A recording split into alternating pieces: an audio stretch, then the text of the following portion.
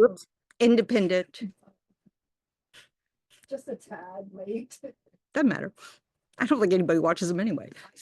Okay, never mind. I'll ignore that remark. It's on the recording. Oh yeah, like I'm going to repeat all this. Yeah, that's going to happen. So, I mean, now just hearing these words are not going to change your mind. You know, it takes losing this sense of self that doesn't exist anyway. We're not actually losing anything. We think we are, don't we? We think that we must do all sorts of stuff to make sure we exist individually. That's where all our sense of protection, that's where our fear comes from of non-existence.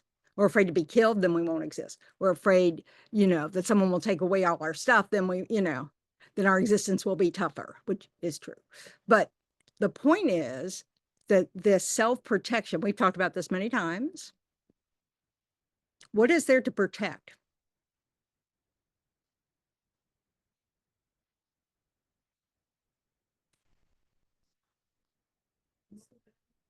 Just our actions. That's what we have control over. Even though we don't feel like we do it at the moment, because our habits are so out of control, we don't even have much control over our actions. But we do have, we can make choices. We can change our habits, and we can start to pause in between thought and action. And then eventually our thoughts will be a little less self-grasping. But when we die, because we're all going to die, right? What dies? The body. That's it. No, we're actually protecting this body because we think it matters. No, consciousness is not material.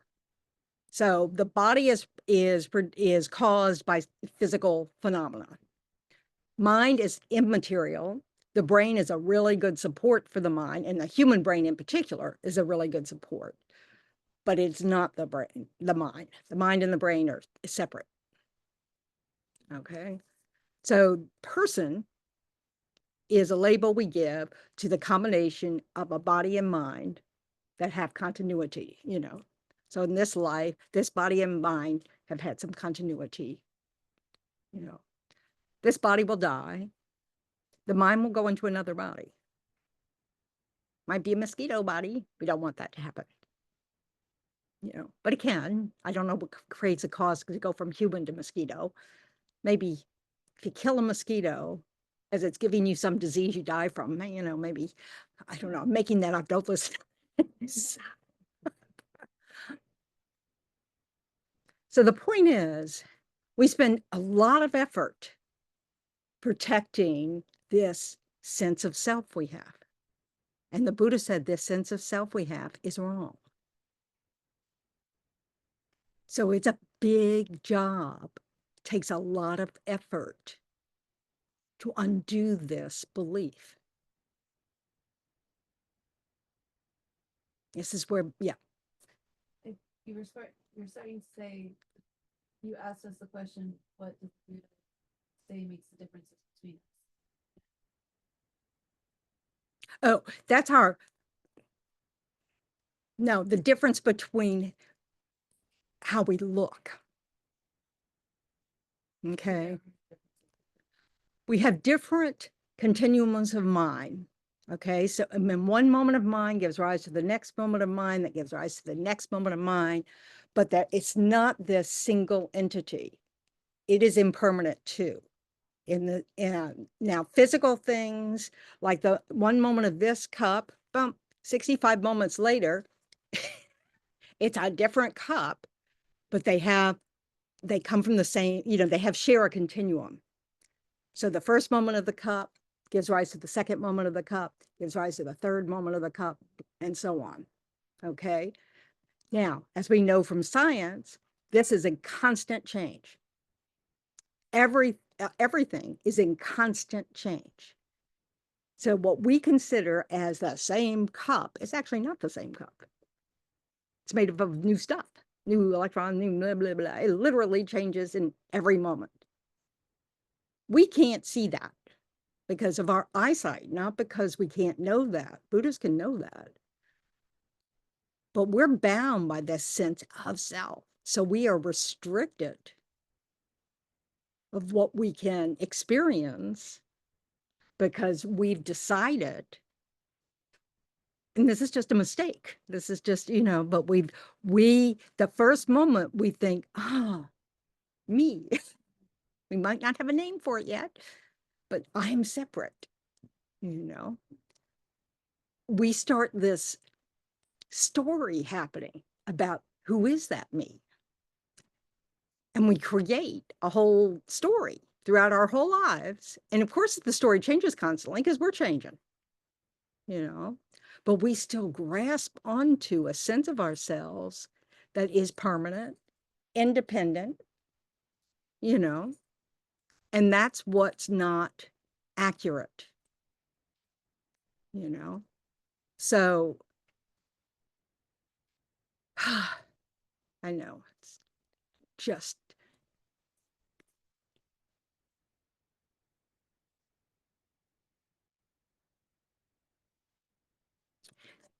yes.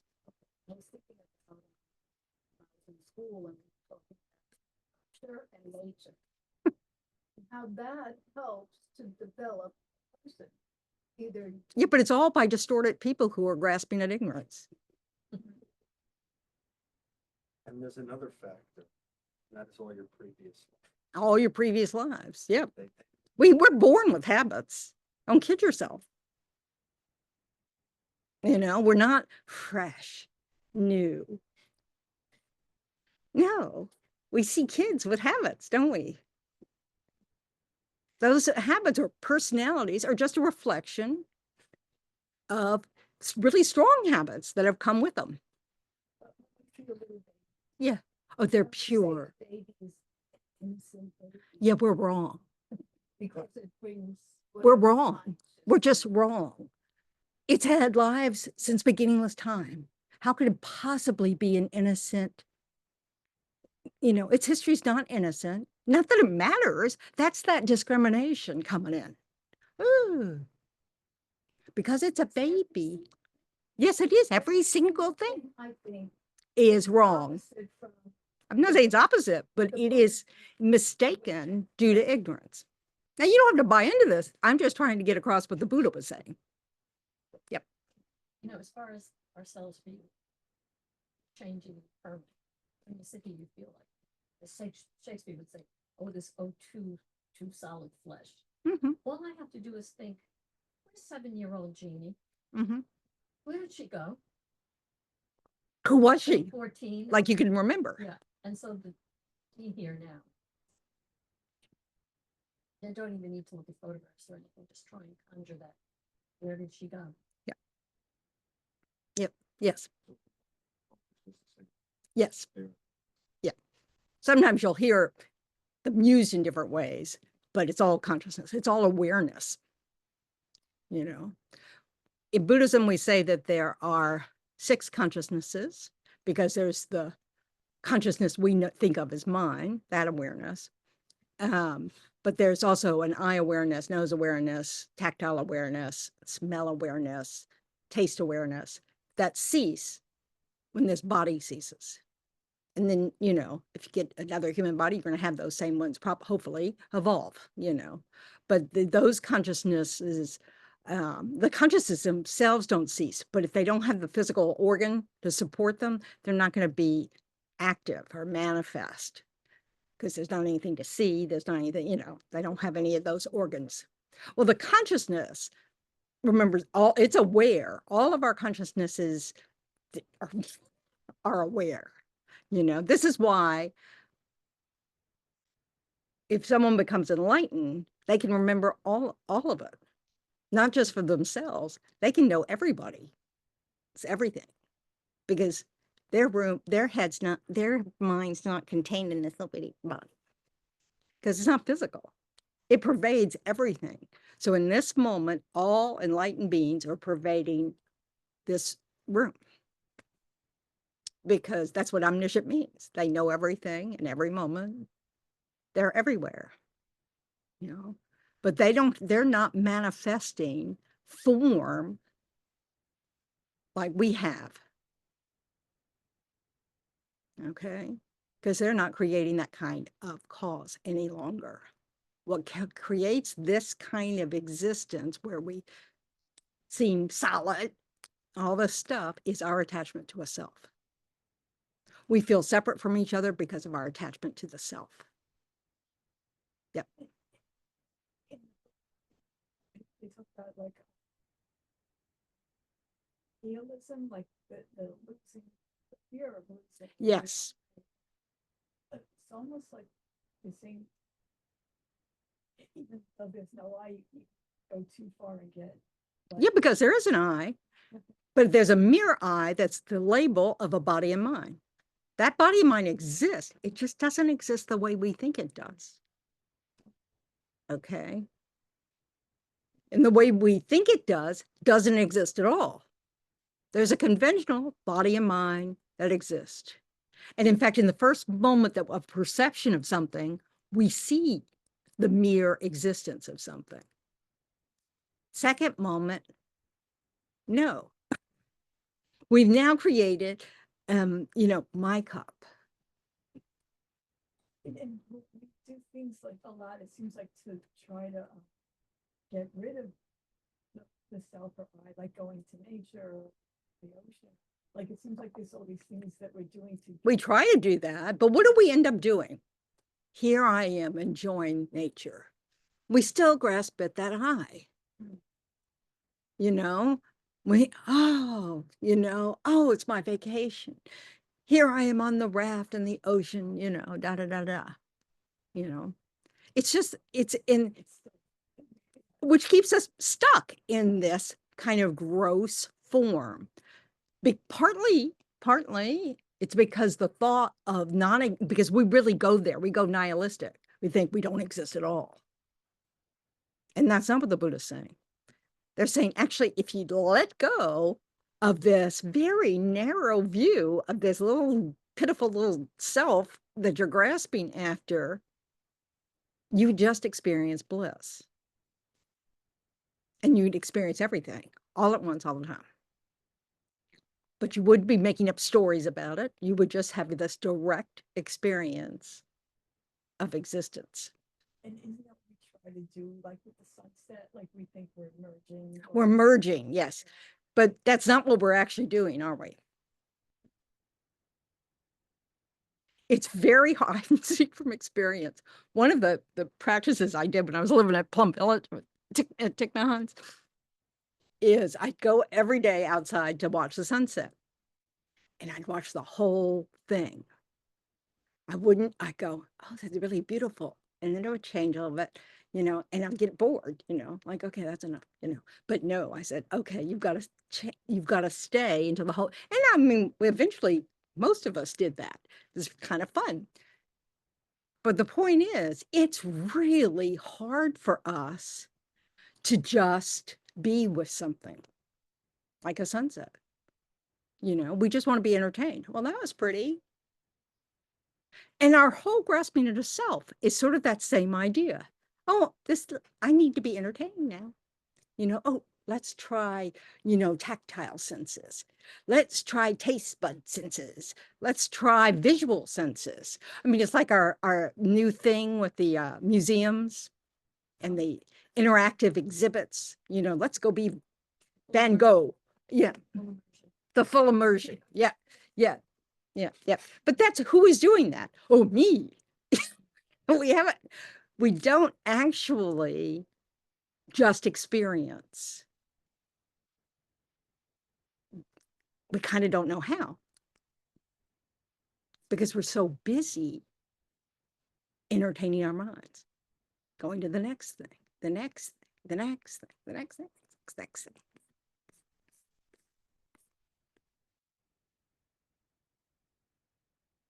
Wow. I have super headache. I.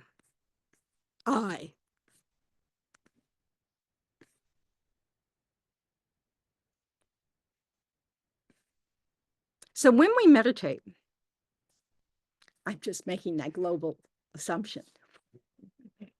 Mhm. When we meditate, we're trying to slow down our response to our thoughts.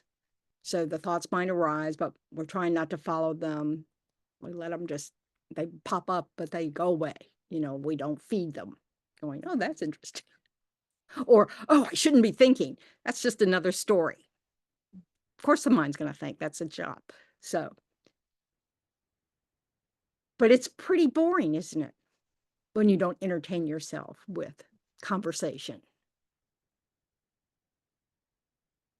And that's kind of the point.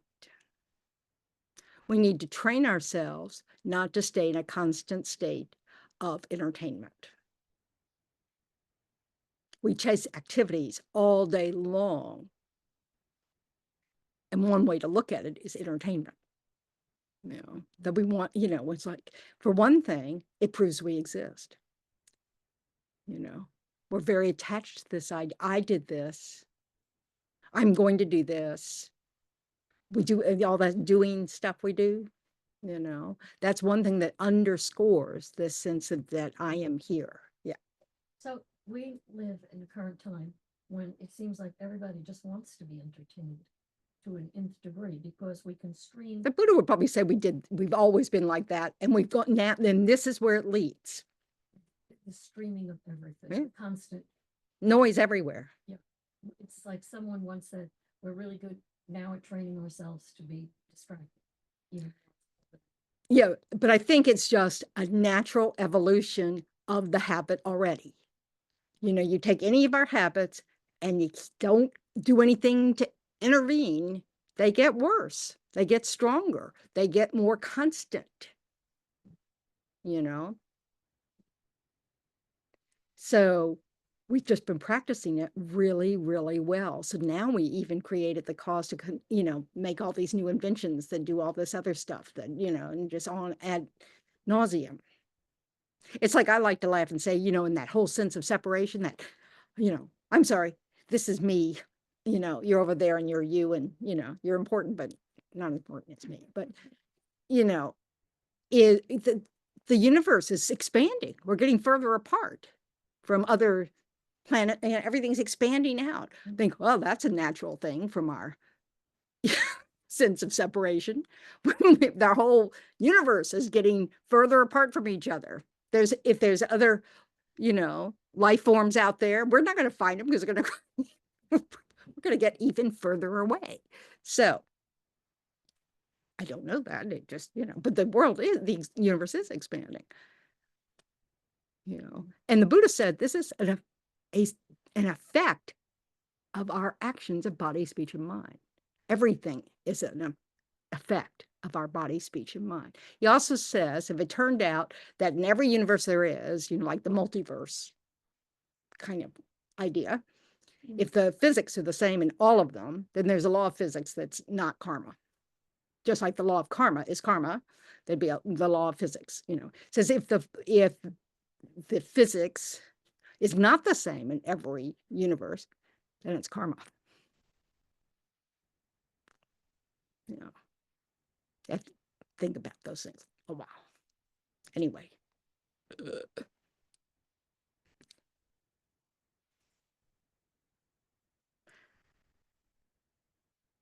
This your fear of non-existent is, we feel that way, don't we? We get scared. This is what the whole, what's that part of the brain? Amygdala? No. Yeah, amygdala. That flight or flight part of the brain. It kicks in to try to protect us from danger, right? Well, that's a result of this fear of losing this self. So imagine here you are, you've gone into the sperm and egg, your consciousness has entered into the sperm and egg, a fertilized egg in somebody's womb, and slowly, the different consciousnesses arise as you're organs arise, and at some point your thinking mind starts working, but it's not fully evolved. If the physical support for that mind is not fully evolved. So that's something that develops over time. I had a point. I know I was going somewhere. So here you are, you're in this womb. And first you think, you have a sense of being connected to everything in that womb, and all your needs are being taken care of by the the host, well, and the food, the plus whatever, I don't even know the parts. You can tell I don't have children. Huh? The universe. No. The placenta's nourishing the body, all this stuff. You don't have to ask for anything. Babies don't cry in the womb because, hey, pretty cozy in there. So, birth. How do you think birth is? We know how it is for the mother. Men don't, but I don't, huh? Yeah, it's gonna be really tough for the baby. The baby's coming in this tiny little place. It's being swished through this little place, and it doesn't understand this thing of having to let go of its home,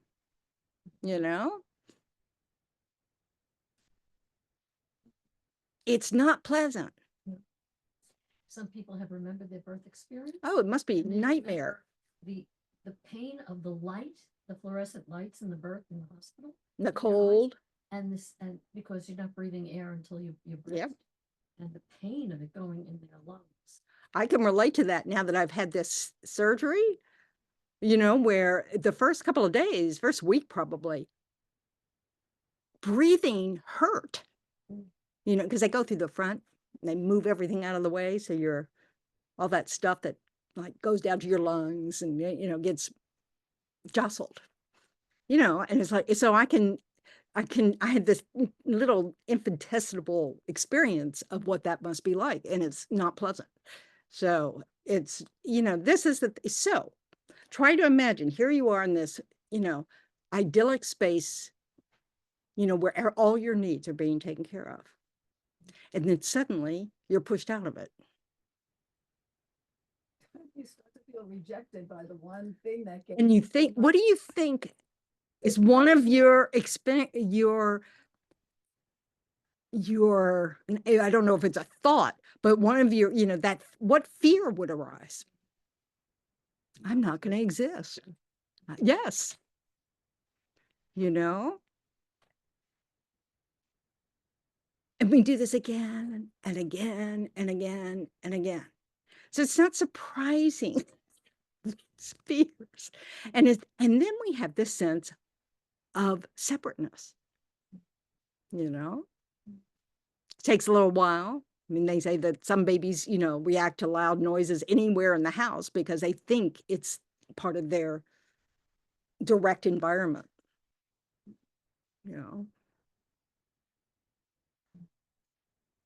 So you can kind of see how the way in which, we go, and, and right before we went into that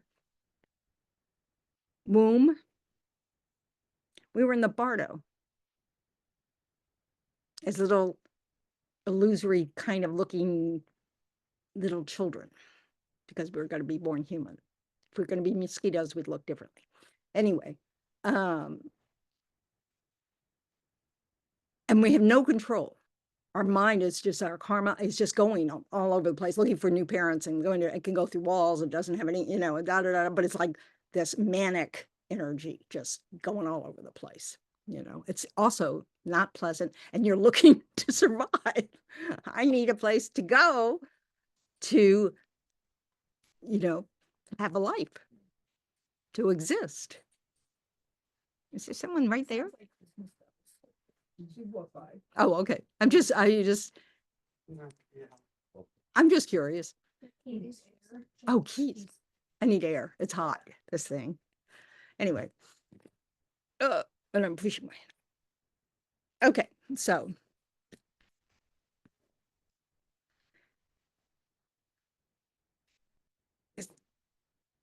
So it's understandable, this sense of a self, and that there are others, you know, that this mistaken understanding of how we exist arises, or it's sort of instinctual, it just is.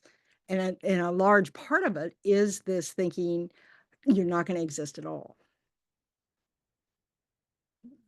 So we have to learn that our assumptions about existence are faulty, or we'll keep grasping and keep staying stuck in this cycle of birth and death.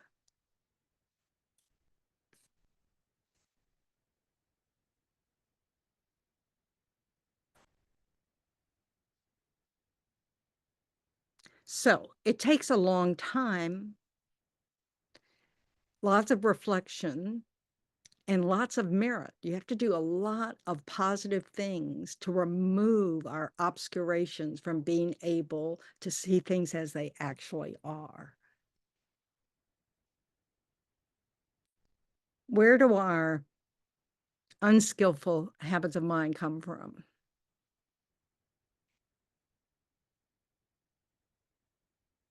Previous moment. Yes, that's one of them. That's one of the conditions. Yeah, that's habit energy, but you don't want to make it like it's out of your control. It is the moment it rises, but we can do what? Can change. We can pause and go, oh, I'm not going to follow this train of thought. I'm going to do something different. And then we could develop new habits. So, but one of the things is because of our delusions, because of this ignorance, we develop these ideas about what will make us happy. So one of the things is we certainly want to get rid of all our enemies because they're dangerous to us.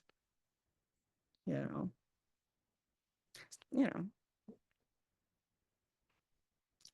So that's war. Well, I mean, because there are none of those. Yeah, there's war. When we feel like our territory is not sufficient to take care of us or to protect us, we want more of it. Why is Putin going after Ukraine, and why is Trump going after Greenland? But there's another reason.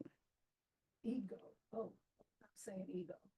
The resources that he wants us to have. Not us really, but It's terrible.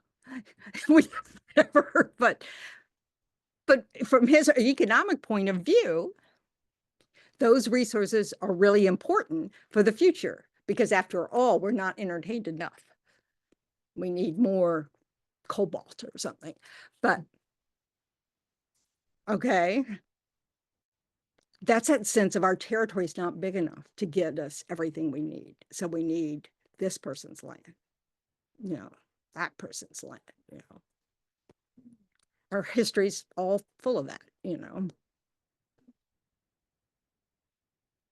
one of the things that just amazes me to think about is that all those wars, who's running the world? The people who won those wars.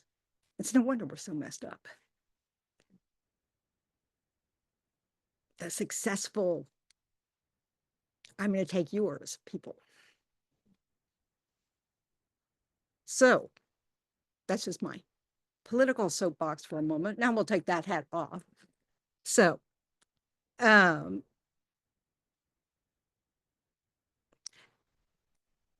then the Buddha is trying to get us to understand that actually the way to happiness is to care about all these people, to see us as one, as this part of a whole family of sentient beings, and that we're interdependent. We need each other.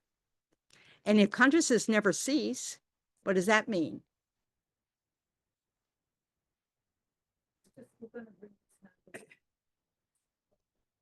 Means that we have a shot. Well, yes, we have a shot. We have time. But what else does it mean? Who are we doing this with?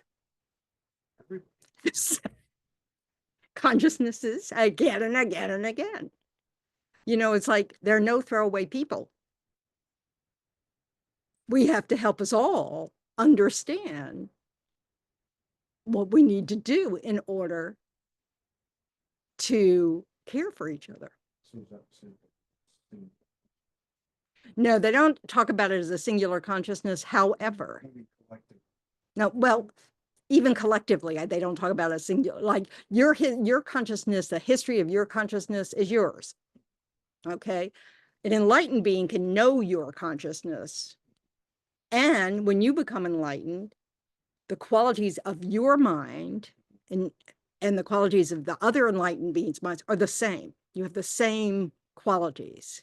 The only difference is your history. And that's it. So it's meaningless in that sense, but your karmic connections that you've made with people still stuck in samsara means that you can help them in particular.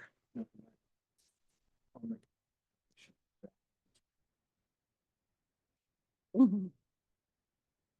Life after life. So in our lives, we develop karmic connections with people. Some are negative. Have you ever met a person that you just hated on sight? That's karma. That's that karmic connection.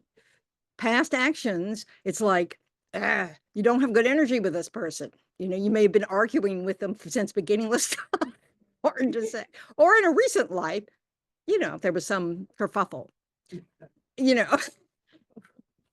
I don't know. But it's like we know people who are twins who are really close and they share a strong, clearly they have some strong connection. They practically can read each other's thoughts. They know if something's wrong, blah, blah, blah. And we have other twins, they can't stand each other. So not all karmic connections are positive, but they can be strong in both directions, Yeah.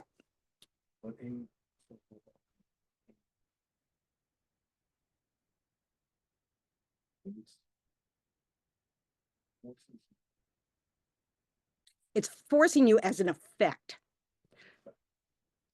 So since we're still grasping at the self, when we lose this body, we start looking for another one. We're still trapped in that cycle and we're still grasping. The end of our lives are punctuated by a feeling, pleasant, unpleasant, and then grasping after, obviously, what? What are we usually grasping at the time of death in our theoretical mind? To stay. I would like to stay.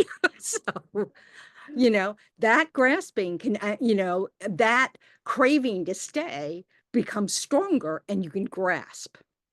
Now, we all see people who they live long lives and they've kind of let go of this life. They're not in it. It's kind of, they have sort of peaceful deaths. They're not afraid of death. They're kind of like ready, Most of us, that's not the case. Even those who live really long lives, some people have really struggle, even though they're 105, So we can't say it's guaranteed that if you live a long life, it'll be easier for you.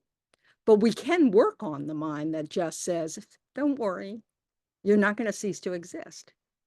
You want another good rebirth so that you can keep learning about how to penetrate reality so that you know how things actually exist. So you don't keep grasping at this self, this idea of a permanent, independent self that can't possibly exist. And intellectually, we know that. We know there's no me that's somehow separate from this body and mind that's constantly changing. There is no permanent me,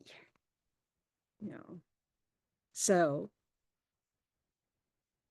it's not hard intellectually to get. It's hard to let go of. We grasp after it. Yeah. We've all had the experience of, I do sort of see a difference between consciousness and, I don't know where you want to place it in the mind or whatever, but there's part of you that watches yourself thinking. It's just consciousness. Yeah. Consciousness watching. Yeah, well, and that's that grasping in an eye. That sets up that scenario of watching yourself because you think there's this self over here that can watch this self over there. It's a side effect of grasping at the self. Meditation can help us let go of that to where you just experience. And there's no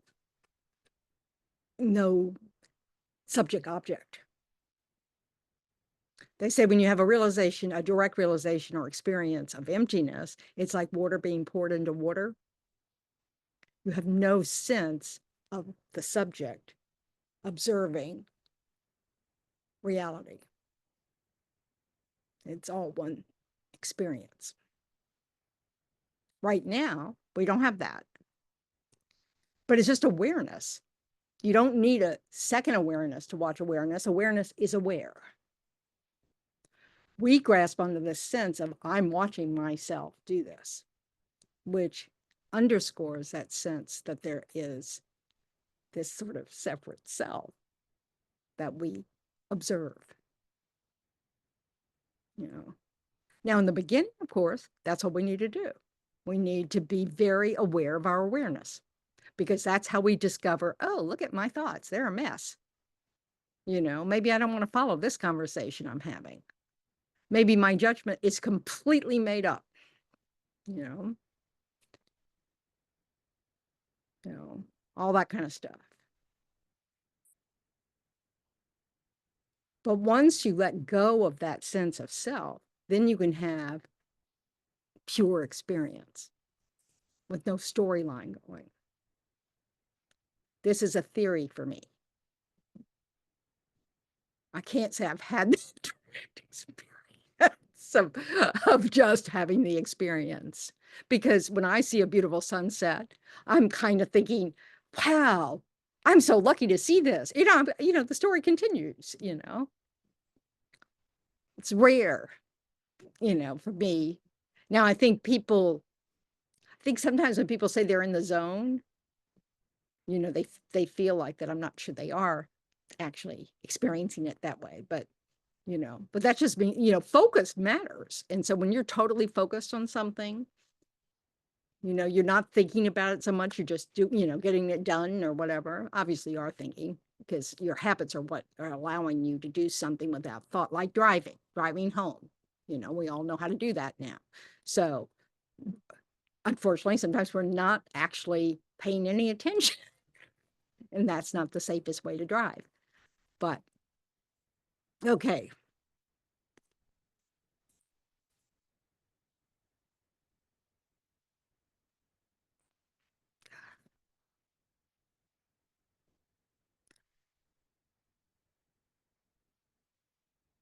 So I often talk about how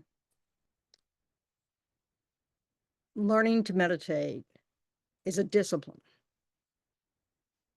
It's not entertaining. We can make it entertaining by not really meditating. By writing another novel, we can do that, you know, by listening to music, by getting into the mantras, by doing all those things that say you're not actually trying to just be, to, you know, help your mind train itself to stay here now. So we can develop our focus so that when we want to analyze something, like all this stuff about emptiness and reality and all that kind of stuff, where we need to, you know, think, oh, that's what the teaching says. What does that mean? You don't want to be distracted from that. You want to be able to, you know, how do people invent something? You know, they get very focused on what they're trying to do. You know, we want to bring that same focus. Now, we all have this capacity because we've all done things that required it, you know, being able to focus, you know. What we need to be able to apply that to is thinking, you know, looking at the way we think, whether it is skillful, not skillful, if it's correct, incorrect, all this kind of stuff. And so it's not entertaining when you begin. Because when you begin, you've got all this, you know, garbage mind that arises. You know, oh, I'm bored. What's the point of this? My breath is not interesting. Why am I trying to focus on my breath? How long I do? Yeah. I told you about that retreat I was on where it was like a Kama biting type retreat, a shamatha type retreat. And I was surrounded by people who had some experience with it.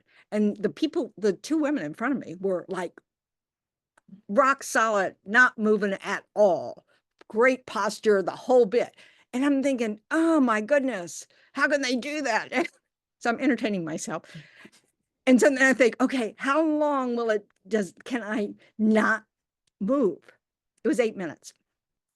I had to do this for, I don't know how many sessions a day, several sessions a day for a week or whatever. Maybe it was 2 weeks. 8 minutes was really about it. And I, of course you can't move. So that meant that out of the 40-minute session, there were 32 minutes of just sheer gritting your teeth and trying to, Is just it really that important to move? in this particular technique. No, I'm not sure that's what's important. 'Cause I think, heard recently that yeah, I don't think it's the point, so it's that isn't how we teach Vipassana, but that's a particular technique that some schools do. And I can see the point of it because what is it that usually makes you move? Yeah, some discomfort. And responding to that discomfort is definitely a distraction. Because one of the things we can tolerate actually, and we show it all the time when we can't afford to be distracted, is we don't react to some, like they talk about people like, athletes will get hurt on doing something and they just keep going. I remember a story about, I shouldn't laugh because it's not funny, but about a guy driving in Japan and some side swiped his car and he lost his arm. His arm was like this on the door, whatever, whichever side they drive on. He drove himself straight to the hospital.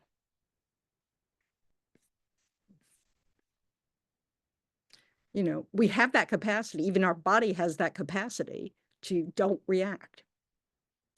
Not a good idea. Don't move. We can do that. Also, what is our quick response to respond to like an itch or to, oh, my knee hurts, to change our position? What is that? How do I put this?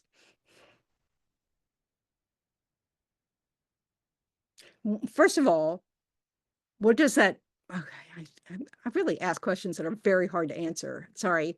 I'm trying to come up with a way to ask it so that you can answer it with knowing what I mean.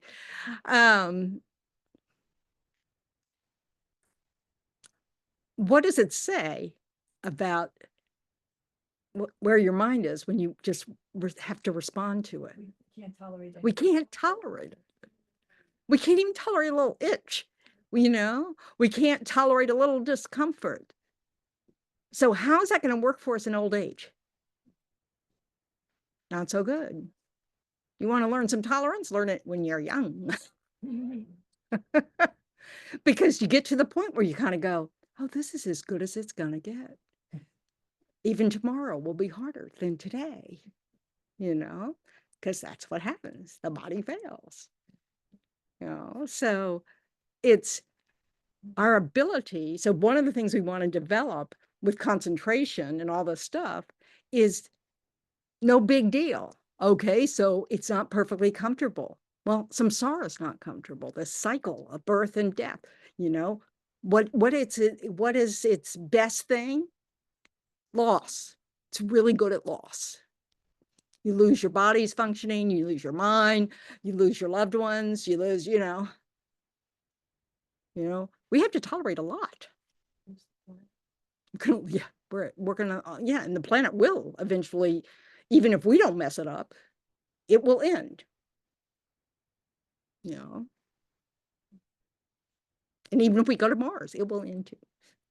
There's no escape from that, So it doesn't matter. We don't have to be born here. I thought you said bars, but you said Mars. Well, that's interesting. I'm just not going to make any comment on that. Go to the sun, Oh, that's just stupid. maybe at night. Yeah. Yeah, our ignorance is knows no limits. Okay, so, but the point is, our constant need to not hurt, to not be uncomfortable, not to have what you like, to only have what you like. This constant activity, this chasing of activity of so things will be better for me in this moment is pointless. You're not going to find it. It's never going to happen. You're not going to have that perfect moment. Why? Because you're going to be thinking about the next moment. I mean, that's, we have no tolerance for this moment. Oh, it's not perfect. So let's move on to the next thing. We really need to look at how we function or dysfunction, how we're constantly chasing some form of better,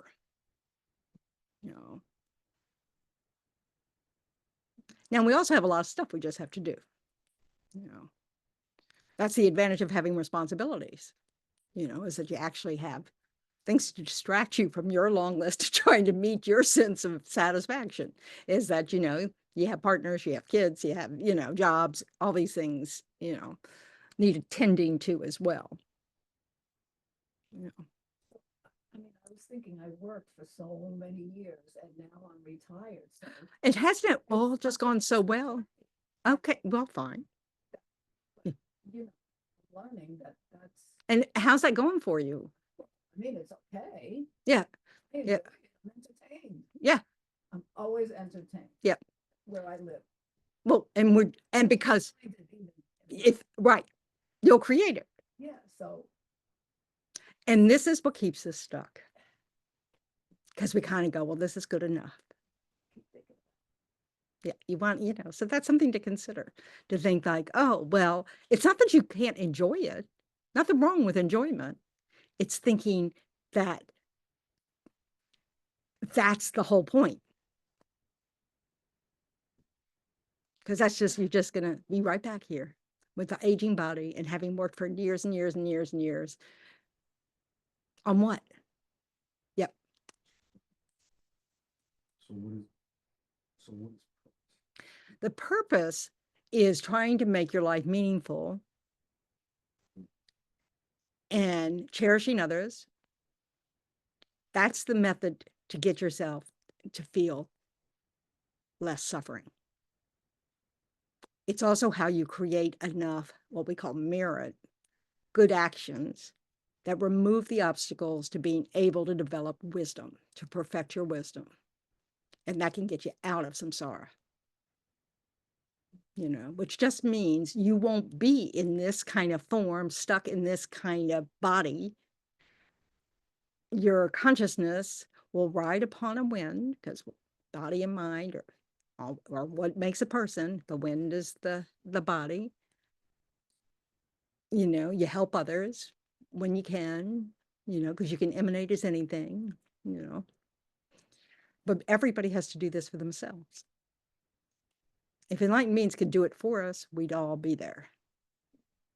Because they have fully perfected compassion and love. They wouldn't go, you don't deserve it. There's no deserving in it. It's just wisdom, because we're all part of this, vast family of consciousnesses. And it's a lot better if everybody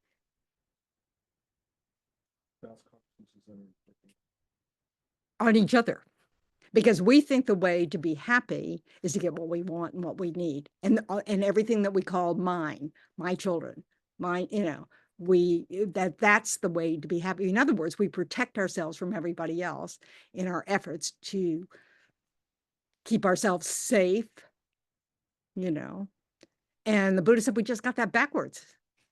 And when you think about it logically, it makes sense. When you think about, if you cherish others, not many of them are going to want to kill you.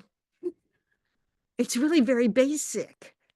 Now, will you still die? Yes, because we're born in this kind of existence that is vulnerable. It's full of suffering. Our bodies are gonna, everybody we know is gonna die. In 100 years, what is that? Nobody will be here that's here now.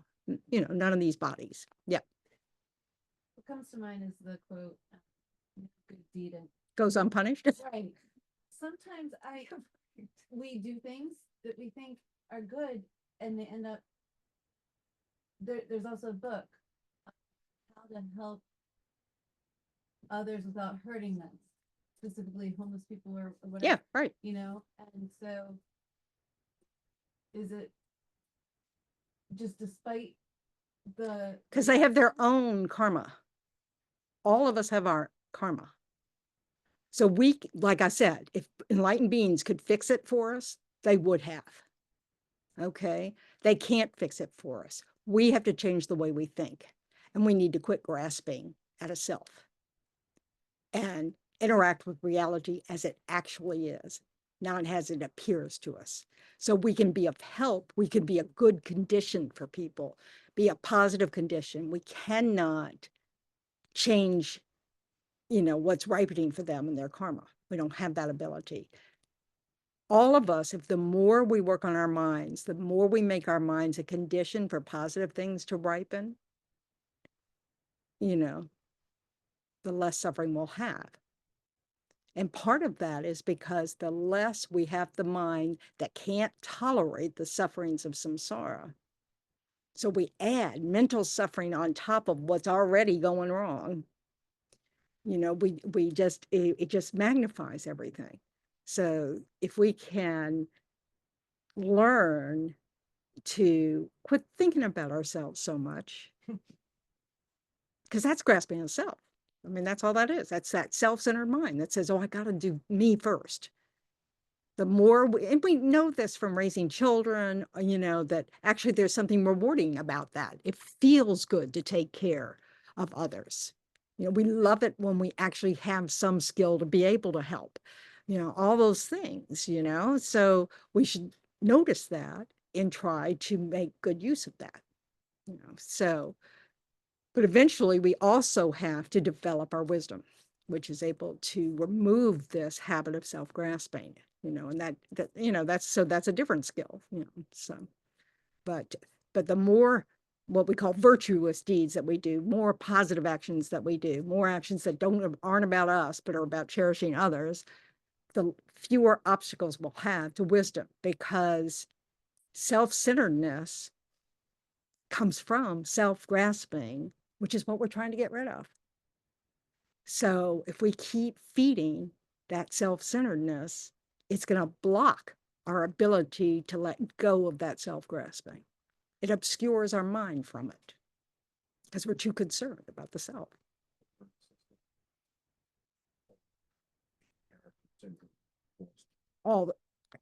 Pretty much every thought we have, and so then we got to retrain ourselves to recognize that actually I suffer less if I think of others first, and become aware of that, and really notice. It's like if you've ever helped somebody in an emergency, and you're tired, but you're determined to help, for whatever reason, doesn't matter, but as soon as you think of yourself, it's like, oh, I don't think I can go. And then when you see them suffering, you forget about you're tired. That's one of the ways that we suffer less, if we just quit inserting ourselves into the picture, because then we make it all about us, and that's, this is our habit. It's not like we're weird. This is because we think that this is how things actually exist. We do need to protect ourselves from everybody else. We do need to do all this. Yeah. So if the West wasn't enough different from the East, where its philosophy, Buddhism came from, the arc of of where we're going, it makes it even worse. Like I alluded to, the technologies which are Like Japan doesn't have that, and India doesn't have that. India was one of the first to get cell phones like mad. It's ubiquitous. But the other aspect is that this lack of community. Community has so many ways, and ways people used to be interconnected. Sanghas, if you will. Yeah, but I think you've got a really fantasy life about how it used to be. No, there has been disintegration of the sense of community. Yeah, but Yeah. that has something to do with 8 billion people too. The community's gotten very big. You know, you can live in cities and never meet your neighbors. You know, I don't think that's, I just think that in spite of, you could kind of look at it like this. Maybe all those beings that lived in the days when we were much smaller, much less global issues, you didn't know that there was an earthquake over here killing all these people, so you couldn't worry about them because you didn't know anything about it. That perhaps all those people are enlightened and they don't live here now. I doubt it, but What is the definition of Sangha? Sangha is a community of practice. So yes, people who live in communal societies have some advantages to the way they treat each other, but trust me, they also suffer from self-centeredness. Or they'd all be enlightened. We wouldn't even see them, So, I mean, it's just like, we can have this fantasy that, oh, but it was better in the past. Well, how many eons ago you want to go? I mean, yeah. Good old days were such good old days. Yeah, they've always been about me first, my family first, and we'll kill all the others. Now, that would mean outside of your tribe, outside of your village, Oh, totally.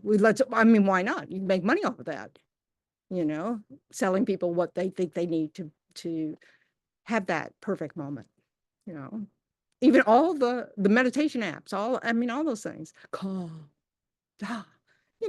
anyway, because some people it's way past midnight for them. We're going to say prayers next before they abandon ship. So, oops, I'm sorry, I'm just losing all the stuff on my screen because I'm not very skilled. Yeah, there we go. All right. So rejoice in your efforts to understand this stuff.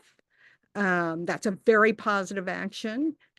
Trying to interrupt this habit of self-grasping is the root of our problem. So this is really important stuff. And it's a process. So, we don't just celebrate the event. We want to feel good about looking and trying. And shut up, and put the prayers up. All right. So, okay. Due to the merits of these virtuous actions, may I quickly attain the state of a Guru Buddha and lead all living beings without exception into that enlightened state. May the supreme jewel bodhicitta that has not arisen arise and grow, and may that which has arisen not diminish, but increase more and more. Just as the brave Manjushri and Samantabhadra too realize things as they are, I too dedicate all these merits in the best way that I may follow their perfect example. I'm going to go somewhere else.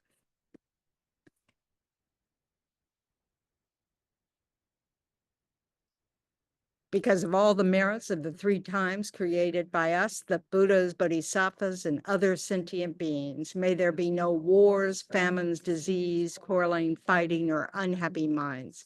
May there be great prosperity, and may everything needed be easily obtained. May all the human beings in the world be guided by spiritual leaders teaching only Dharma, and may everyone enjoy the happiness of Dharma. May everyone have perfect conditions and have only compassion and love for each other in their mind streams. And may they only benefit and never harm each other. May all the leaders of every nation, I've stopped reading that, Jack. I'm just saying, may all leaders around the world be guided only by compassion and wisdom for all living beings. It's in there somewhere. I just never can find it.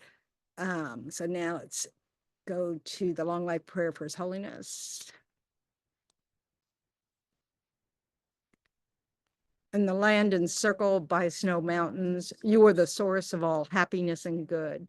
All powerful Chenrezig Tenzin Gyatso, please remain until samsara ends. And then for the swift return of Lama Zopa Rinpoche. Peerless teacher and assembly of the children of the victorious ones, Shravakas and Pratyeka Buddhas, victorious Losam father and sons, along with the lineage masters, all the objects of refuge of infinite lands, please bestow the virtue and goodness of accomplishing this prayer here and now, holding and spreading the Muni's precious complete teachings through explanation and practice. You wore the armor of patience that is never discouraged, incomparable, and make request while striving single pointedly for the sake of the victorious one's teachings, the sole gateway through which all benefit and happiness emerge, and for mother living beings suddenly departed to peace. What a great loss. Nevertheless, through the undeceiving truth of the blessings of the ocean of the three jewels and the great waves of bodhicitta of the children of the victorious ones, may the smile of a reincarnation swiftly beam in glory for fortunate disciples. So, thank you all. So Sunday, same time, same place. Not really the same time. That's wrong. Don't listen to me. So you can turn off the recording. You can look at our website,